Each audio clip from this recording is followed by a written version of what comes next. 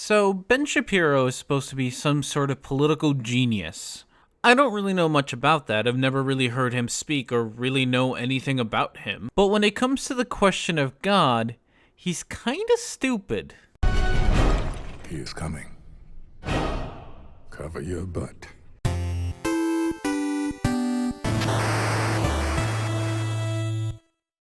And I think the reason that's right is because a lot of people who are hardcore atheists, I'm not talking about agnostics, because I think the only evidence-based position on God is agnosticism. Sure, Because there's no other evidence of any, like you can go either way.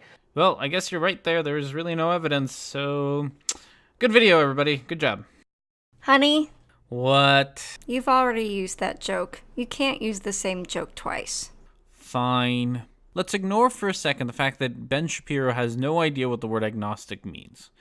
And I don't want to get into a fight about definitions, so we're just going to grant it to him that agnostics are this in-between a theist and an atheist.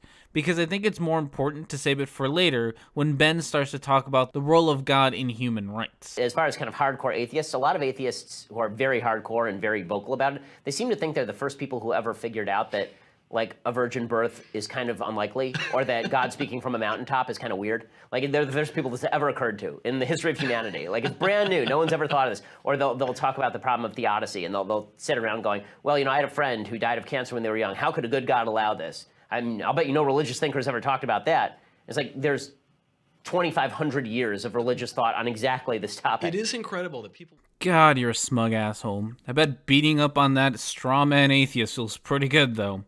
And what's with this petty attack on your straw man atheist for asking about the problem of evil? If it's truly such a simple question to answer, why not answer it?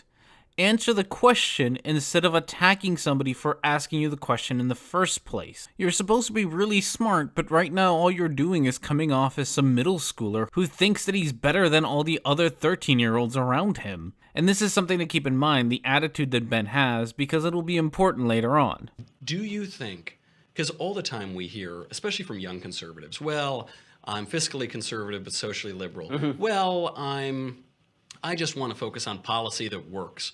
And there seems to be a metaphysical ignorance or a neglect of metaphysics. I agree. Do you think that there needs to be a metaphysical basis for conservatism? I think that if you want to think it through for more than 5 minutes, yes. Because I think that you can live in the political world and not really think about the bases of your thought. But, I mean, it's fascinating always when you talk to people who aren't religious or who disparage the Judeo-Christian tradition upon which this entire culture was built. And they'll use Judeo-Christian terms, right? They'll use Judeo-Christian definitions of good and evil. They'll use Judeo-Christian notions of rights that don't exist in the absence of Judeo-Christian culture, right? They don't exist anywhere else on planet Earth for all time. I bet you think you're so smart and original for coming up with this idea that we can't have moral values without God. Do you see how obnoxious that is? So you admitted earlier that you don't think that there's enough evidence for God, that you should be an agnostic because it could go either way. And yet, you feel like metaphysics should be an important part of conservative values? You have no evidence for it, and yet it needs to be important. That is not rational thinking. If you do not think there is sufficient evidence to say whether God is real or not, which you admittedly did, then God should not be part of your worldview. And remember your smugness earlier when you talked about atheists bringing up the problem of evil and how there's thousands of papers written on the subject?